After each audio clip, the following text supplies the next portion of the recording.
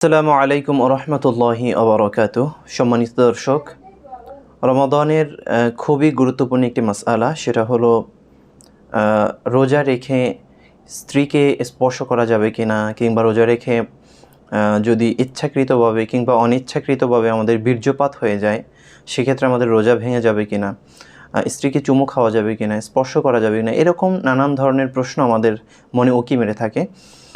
রোজা রেখে অনেক কিছুই আমাদের সামনে মাথায় আসে, যেগুলোর উত্তর আমরা খুব সহজেই খুঁজে পাই না, কিংবা কাউকে প্রশ্ন করতেও আমরা সংকোচ বোধ করি কিংবা লজ্জাবোধ করি। তাদের প্রত্যেকের জন্য এই রমাদানের এই বিষয়ক মাসালাটি আমি আপনাদের প্রত্যেকের সামনে ক্লিয়ার করে দিচ্ছি। আশা করি আর কারো কাছে জিজ্ঞেস করতে হবে না, কারো কাছে যেতে হবে না, লজ্জায়ও পড়তে হবে না, আপনারা সবাই সবার জায়গা থেকে ক্লিয়ার হয়ে যাবেন। আসুন আমরা একটু খুঁজে দেখি এই বিষয়ক মাসালাটা কি হবে, বা এটার মূলনীতি কি, এটার বিধান কি হবে। আপনি যদি একেবারে স্রেফ কথায় এক কথায় যদি বলি, যদি ইচ্ছাকৃতভাবে আপনার বীর্যপাত হয় অবশ্যই আপনার রোজা ভেঙে যাবে। ইচ্ছাকৃতভাবে বীর্যপাত হওয়ার মধ্যে যদি এমন হয় যে আপনি হস্তমৈথুন করেছেন, কিংবা স্ত্রীকে আলিঙ্গন করতে গিয়ে, চুমু খেতে গিয়ে, আদর করতে গিয়ে আপনার বীর্যপাত হয়ে যাচ্ছে, তাহলে অবশ্যই আপনার রোজা ভেঙে যাবে। এক্ষেত্রে আপনার কাফারা দিতে হবে না, তবে রোজার যে কাদা যেটা মানে কাজা যেটা, এটা আদায় করতে হবে আর কি।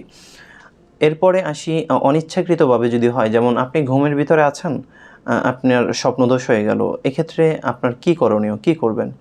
এক্ষেত্রে আপনার কিছুই করার নেই, যেহেতু হাদিসের ভিতরে এসেছে ঘুমন্ত ব্যক্তির উপর থেকে আল্লাহ রাব্বুল আলামিন সমস্ত দায় দায়িত্ব তুলে নিয়েছেন, মানে যিনি ঘুমে আছেন তার উপরে শরীয়তের কোনো কিছু বর্তায় না। সেক্ষেত্রে আপনি যেহেতু ঘুমে আছেন, এক্ষেত্রে আপনার কোনো কন্ট্রোল নেই।